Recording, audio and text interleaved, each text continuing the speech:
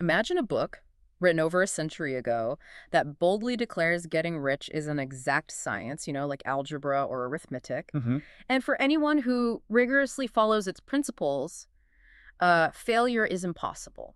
Sounds like a fascinating, almost unbelievable claim, doesn't it? It certainly does. It really invites a closer look, especially with such a definitive promise like that. Definitely. So today, we're taking a deep dive into Wallace D. Wattles' intriguing 1910 work, The Science of Getting Rich. Right.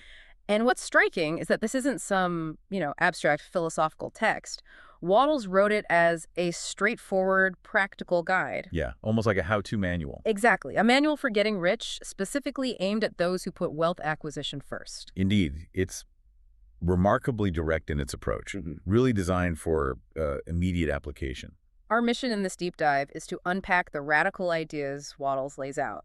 We'll explore his unique worldview, the very specific, certain way he insists leads to riches, That certain way is key. and the surprisingly detailed instructions for thinking and acting that he believes, well, guarantee success.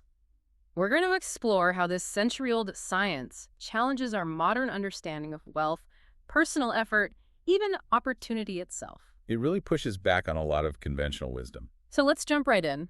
Wattles kicks things off with a pretty provocative statement, asserting that it is not possible to live a really complete or successful life unless one is rich.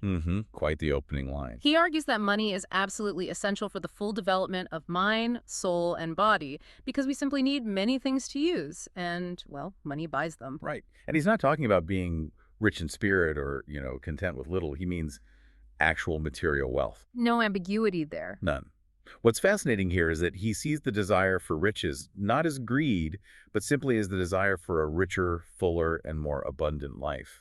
And he calls that desire praiseworthy. Praiseworthy, exactly. He even suggests that someone who doesn't desire to live more abundantly or have enough money to buy all they want is actually abnormal. That's quite a strong claim, abnormal to not want more. Wow. It is strong. He goes on to detail what a complete life means.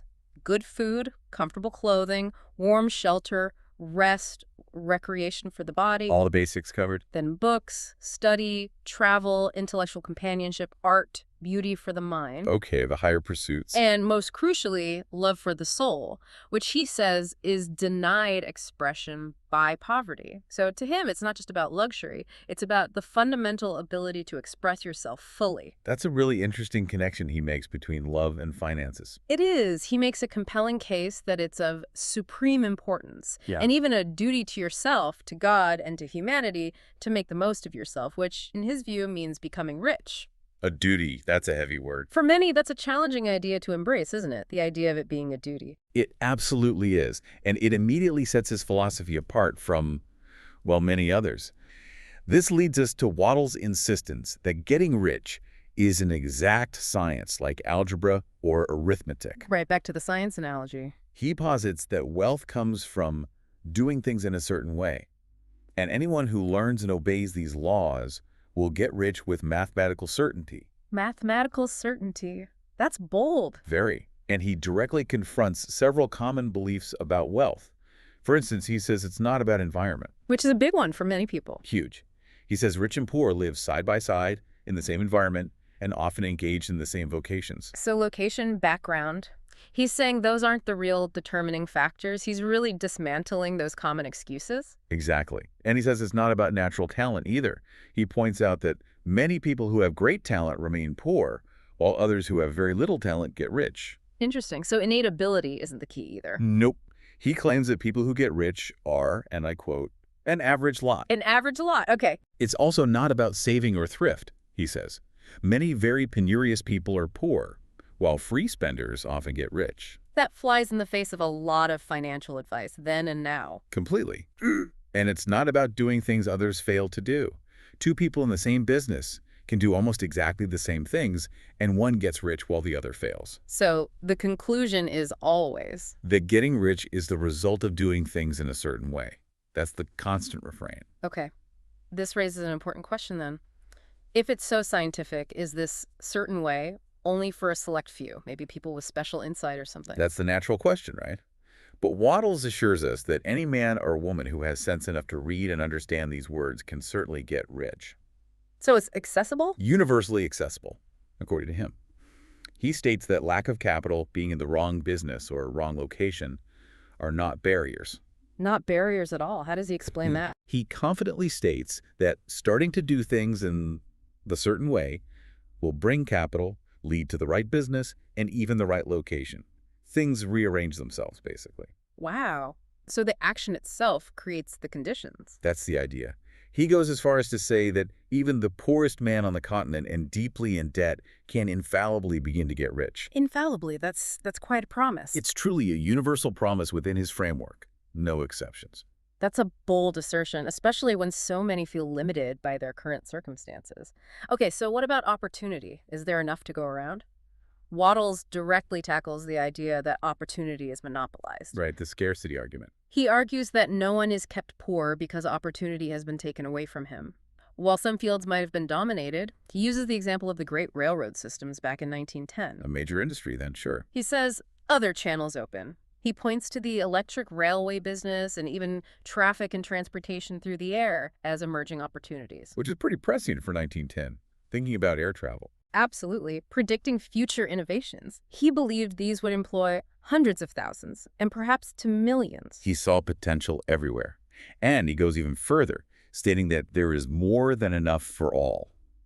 Just fundamental. More than enough? How does he justify that? Well, he makes this really striking claim that a palace as large as the Capitol at Washington might be built for every family on Earth from the building material in the United States alone. Seriously, that's a visualization. And that intensive cultivation could produce enough resources to clothe and feed everyone luxuriously.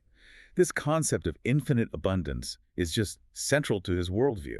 And the core of this belief in abundance lies in his concept of original substance, or formless stuff. Ah, yes, the formal stuff. He states that everything you see on Earth is made from one original substance, and this supply is practically inexhaustible in its visible form. Okay. And really is inexhaustible in its invisible form. So it's not just a philosophical idea, it's his fundamental assertion about the very fabric of reality. Exactly. This concept of formless stuff isn't just some quaint spiritual idea. It's Wattles' radical assertion of a universe inherently biased towards growth and abundance. Challenging the very notion of scarcity that underpins so much of our economic thinking. Totally. He goes on to explain that this formless stuff is intelligent and thinks. Intelligent, okay. Yes. It is alive and always impelled toward more life. This one living substance desires to live more in you, and therefore it wants you to have all the things you can use. So the universe, or the substance, wants us to be rich. That's his claim. It is the desire of God that you should get rich. Nature, he says, is friendly to your plans. Wow. That reframes everything. Nature is on your side. And this is where he introduces the critical distinction. He cautions against the competitive mind, stating, you are to create, not to compete for what is already created. Create, don't compete. That's a big shift. Huge. He famously declared, what I want for myself, I want for everybody. This creative approach means your success doesn't come at someone else's expense. So it's not a zero-sum game. Not at all, on the creative plane. Right. If you're operating there, you're not trying to take a bigger piece of the existing pie. You're focused on making the pie bigger for everyone. And your own share naturally increases as a result. That's the idea. It's a fundamental shift from zero-sum thinking, meaning you don't need to cheat, drive sharp bargains, or take advantage of others. Okay, that addresses a lot of ethical concerns people might have about pursuing wealth. Definitely. Building on this idea of the formless substance, Wattles states unequivocally, thought is the only power which can produce tangible riches from the formless substance. Thought is the only power. The only one, according to him. He describes the universe as a thought world, where this thinking substance takes the form of its thoughts, whether that's a galaxy or, an oak tree. So reality responds to thought. Precisely. Man, as a thinking center, can originate thought and impress it upon this formless substance to cause the creation of what he thinks about. Okay, impress thought onto substance. How does he break that down? He distills this into 3 fundamental propositions. You ready? Lay them on me. Okay. First, there is one original formless stuff from which all things are made, permeating the universe. Got it. The formless stuff. Second, a thought in this substance produces the thing imaged by the thought. Thought creates form. Okay. Third, Man can form things in his thought, and by impressing his thought upon this substance, can cause the thing he thinks about to be created. So we have the power to initiate creation through our thinking. That's the core of it. This idea of a thought world and our ability to impress it is a profound framework. It sounds like it requires immense mental discipline, though. How exactly does Wattles guide us in harnessing this power of thought effectively? Right. The discipline is key. Waddle stresses that to do things in a certain way, you must think in a certain way, specifically to think truth, regardless of appearances. Think truth regardless of appearances. What does that mean in practice? Well, he says this is difficult, maybe the hardest work in the world, but absolutely essential. For example, to consciously think health when you're surrounded by disease, or think riches when you're literally in poverty. Wow, that is hard work. Holding that mental state against contrary evidence. Extremely hard. Yeah. But he who acquires this power becomes a mastermind who can conquer fate and have what he wants. A mastermind. Okay. So the very first step to getting rich, then, is to believe these three fundamental statements. Absolutely. Just accept them. Without question. Without asking why or how initially. Just dwell on them until they become your habitual thought. It's about unquestioning acceptance to create that mental bedrock first. Okay, so you have this thinking stuff, the formless substance and the power of your thoughts. But how do you maintain that critical connection? How do you, tune in properly? Good question. How do you ensure your signal is clear and received? Wattles gives us a deceptively simple yet powerful answer. Gratitude. Gratitude. Yeah. Really? Yes. He argues that many people are kept in poverty by a lack of gratitude, which he describes as cutting the wires connecting them to the source of wealth. Cutting the wires. Interesting analogy. Isn't it? The more grateful you are, the more good things come to you, and more rapidly, because the mental attitude of gratitude draws the mind into closer touch with the source from which the blessings come. So gratitude strengthens the connection to the substance. It sounds almost like a spiritual alignment, and in his view, it is. He's very clear that gratitude also serves a vital protective role. Protective how? It will keep you in close harmony with creative thought and prevent you from falling into competitive thought. It keeps you focused on abundance, not limitation. So it keeps you on that creative plane we talked about. Exactly. It stops you from thinking the supply is limited, which he says would be fatal to your hopes. Okay, here's a truly surprising application you mentioned earlier. Wattles suggests being grateful even to plutocrats or trust magnates and corrupt politicians. Yeah, that one usually gets a reaction. I can see why. Many might find that baffling. Why does he suggest that? Because he believes their organization of the world has made your opportunity. And they are, perhaps unintentionally, helping to arrange the lines of transmission along which your riches will come to you. So it's about seeing how even flawed systems create pathways. Sort of. He says this gratitude, even for them, brings you into harmonious relations with the good in everything. It's not about endorsing their actions, but seeing the bigger picture of how opportunity manifests, even through complex or imperfect systems. Okay, that's a crucial distinction. Very nuanced. It is. So once you understand these underlying principles, the substance, thought, gratitude, the next practical step is to form a clear and definite mental picture of what you want. A clear mental picture, not just a vague wish. Definitely not vague. This isn't a fuzzy desire for wealth to do good with, but a coherent, detailed image of your ideal life. Like the example he gives of the student. Exactly. The student who mentally planned every improvement on his house before it materialized. This clear picture must be held continually in mind, like a sailor's port or a steersman's compass. Does that take intense concentration, like meditation? Wattles clarifies that this doesn't require occult stunts or special concentration exercises. He believes if you truly want it, the desire itself will keep the image present in your mind. Okay, so the desire fuels the focus. But he adds a crucial caveat. A clear vision isn't enough to be a scientist in his terms. If that's all you do, you're only a dreamer. The dreamer versus the scientist. What's the difference? Behind the vision must be the purpose to realize it, and an invincible and unwavering faith that the thing is already yours, that it is at hand, and you have only to take possession of it. Faith that it's already yours even before you see it. Yes, you must live in the new house mentally and enter at once into full enjoyment of the things you want. The difference between a scientist and a dreamer, he says, is faith and purpose in the use of the imagination. Faith and purpose. Okay, so if you're holding this clear mental picture and you have this unwavering faith, How does willpower come into play?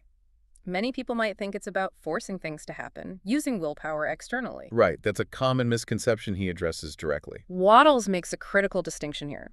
To get rich in a scientific way, you do not try to apply your willpower to anything outside of yourself. That's fundamental. No coercion. You have no right, he says, to coerce other people by mental or physical means, or even try to compel God or things to come to you. Because, as he says, substance is friendly to you. You don't need to force it. So where do you use your willpower? Instead, to get rich, you need only to use your willpower upon yourself. On yourself. How so? Your will's legitimate use is to compel yourself to think and do the right things, keeping your mind focused on the certain way. It's about internal discipline. Controlling your own thoughts and actions, not external events or people. Precisely. This means safeguarding your mental state. He warns against negative impressions, such as doubt or unbelief, worry and fear, which are certain to start a movement away from you. They disrupt the connection. Okay, this leads to a point that might truly challenge you, the listener. Wattles argues against studying poverty or engaging in conventional charity work. Yeah, this is another controversial one. He believes that all charity only tends to perpetuate the wretchedness it aims to eradicate, which is, wow, A very stark view. his solution. Get rich. That is the best way you can help the poor. Get rich yourself first. He claims that getting pictures of wealth into the minds of the poor, through your example, is what will abolish poverty, not filling your own mind with images of misery. So inspire rather than alleviate directly through charity in his model. Right. He urges you to use your willpower to keep your mind off the subject of poverty. Focus entirely on wealth creation for yourself and others through the creative method. This is a stark departure from conventional thinking on altruism, suggesting that personal prosperity, achieved correctly, is the ultimate altruism in his system. Exactly. It reframes helping others completely. And this brings us to the crucial point where thought and personal action must be combined. This is vital. Ah, action. It's not just thinking. Not at all. While thought is the creative power, Wattles emphasizes that you must not rely upon thought alone, paying no attention to personal action. So how does thought lead to action and results? He uses a vivid example. Yeah. Your thought can cause gold to be impelled towards you, but Nut. it will not mine itself, refine itself, coin itself into double eagles, and come rolling along the roads, seeking its way into your pocket. Huh. Okay, good point. It doesn't just magically appear. Right. Instead, the supreme spirit, or substance, will order affairs so others are led to mine it, transactions bring it to you, and your personal activity must be such that you rightly receive it when it comes. So you have to act in a way that allows you to receive what thought sets in motion. Yes. And part of that action is value exchange. This means you must give more in use value than the cash value you take. Give more in use value than you receive in cash value. Can you explain that? It means whatever you provide a service, a product, your labor must be worth more to the recipient in practical use than the money they pay for it. You have to over-deliver on value. Okay, that makes sense. Create genuine value. How does he apply this to employers? He applies this to employers too. While you might appear to take more in cash value than you pay in wages, you can organize your business so each employee who wishes to do so may advance a little every day. Advance? How? By creating opportunities for growth, learning, promotion within the business, making your business a ladder to riches for them, not just a job. It's about creating value for everyone involved, not just extracting it. A ladder. I like that image. It's about fostering growth. Exactly. Mutual benefit. So you have your vision, your faith, your gratitude. You understand the proper use of personal will and the need for action that gives value. What about the timing? Is there a perfect moment to start this certain way? Timing. Wattles is unequivocally clear on this. You must act now. Now. Not tomorrow. Not when things look better. Now. He states, there is never any time but now, and there never will be any time but now. This means doing today's work well in your present business and environment. Not waiting for ideal circumstances that might never come. Precisely. Don't wait for a change of environment to act. He emphasizes, get a change of environment by action. How does that work? You hold the vision of a better environment, but act upon your present environment with all your heart and with all your strength and with all your mind. Do the best you can right where you are. Okay, act fully in the present, but is it about doing more things? being busy. No, it's not about the sheer quantity of things you do, but the efficiency of each separate action. Efficiency. What does he mean by an efficient action? Every act, however trivial, must be a success. How?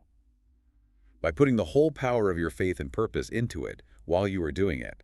Focus completely on the task at hand. So bring your full mental power, faith, and purpose to bear on each action, big or small. Exactly. Successful action is cumulative in its results. Each efficient act builds on the last. That cumulative effect is key then. Small, successful actions adding up. Precisely. Now, you might wonder if you need to be in a specific business or have certain talents to succeed using this method. Yeah, like what if I'm in the wrong job? Wattles says you can get rich in any business because if you lack a talent for it, you can develop it. The certain way applies universally. You can develop the talent. That's empowering. It is. Though he does admit it's easier in a field you're naturally fitted for, but he stresses it's most satisfactorily to do what you want to do. Why, what you want to do? Because the desire to do it is proof that you have within you the power which can do it. The desire itself signifies the potential. Interesting. Desire equals potential. So what if you feel you're in the wrong business? Change comes by growth, he says, by applying the certain way right where you are, though he permits sudden and radical change if the opportunity is presented and feels right. But generally, grow out of your current situation. Yes, and importantly, when in doubt, wait. Fall back on the contemplation of your vision and increase your faith and purpose. And by all means, in times of doubt and indecision, cultivate gratitude. Wait, focus on the vision, faith, and gratitude. Don't force it. Right. He stresses there's no hurry on the creative plane because remember, there is enough for all. Scarcity thinking creates urgency. Creative thinking allows patience. No hurry on the creative plane. That takes the pressure off. Okay, and finally, there's this principle about the impression of increase. Ah, yes. This is a truly empowering principle. Wattles insists that in all your dealings, whether business or social, you must convey the impression of increase. What does that mean, like showing off? Not at all about flaunting wealth. It's about radiating a sense of growth, opportunity, vitality, and abundance to everyone you interact with. Radiating abundance. How? He says people are naturally drawn to more life, to expansion. By embodying this forward-moving, growing energy yourself, you become a sort of magnet for mutual prosperity. So it's an energetic thing you project. Yes. He says, feel that you are getting rich, and that in so doing, you are making others rich and conferring benefits on all.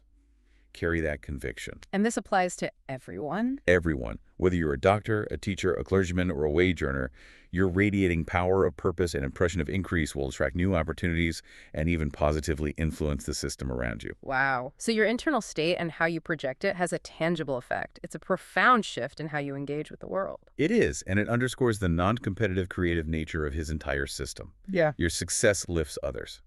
Okay, as we wrap up the principles, Wattles includes some cautions, right? Yes, very important. He concludes with a powerful warning. Do not listen to those who scoff at the idea or believe wealth is limited or that the system prevents success. Ignore the doubters and the scarcity mindset. Exactly.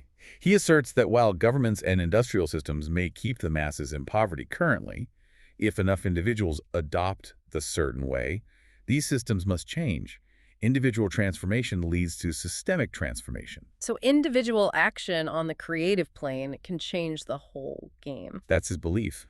He reiterates that getting rich on the competitive plane makes things worse for others, but on the creative plane, it's the better for others. That creative versus competitive distinction is always there. Always. He tells you to guard your speech. Never speak in a discouraged way, never admit failure, even to yourself. Guard your speech. Maintain that positive focus outwardly, too. Yes. See the world as something which is becoming, which is growing, and view seeming evil as being only that which is undeveloped. Maintain a perspective of potential. That's a profoundly optimistic outlook. It is. He even says, when others are having hard times in poor business, you will find your greatest opportunities because you're operating differently. That's a challenging idea, seeing opportunity in downturns. He encourages you not to be disappointed by apparent failures, right? Yes, he shares that anecdote about a student whose desired business deal fell through. Right, and then something better came along. Exactly. Only for a much better opportunity to appear weeks later. Wattles interprets this as a mind which knew more than he knew had prevented him from losing the greater good by entangling himself with the lesser. So apparent setbacks might be redirections from a higher intelligence? That's how he frames it. He promises that if you maintain faith, purpose, and gratitude, a larger thing than you are seeking will certainly come to you. Trust the process. And if you worry about lack of talent for what's needed? He assures you it will be furnished to you when needed. The means will arrive as you proceed with faith and action. Okay. So, to achieve all of this, he gives some very specific instructions for focus, doesn't he? Almost like homework. He absolutely does. Very specific. Study this book. Make it your constant companion until you have mastered all the ideas contained in it. Immerse yourself. Constant companion? He's serious about focus. Extremely. He advises giving up most recreations and pleasures temporarily and avoiding conflicting ideas.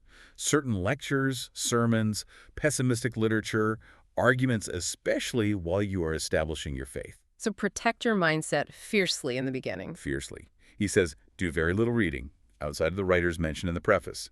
Keep the input aligned. Wow. Dedicate your leisure time how then? Your leisure time should be spent in contemplating your vision and in cultivating gratitude and in reading this book.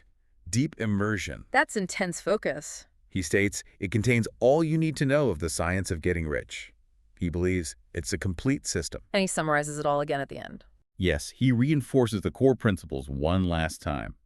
There's a thinking stuff. Thought creates. Man can impress thought to create. Shift from competitive to creative mind. Form a clear picture with purpose and faith. Act now efficiently in your current environment. Convey, increase. Simple steps, but profound implications. And the result?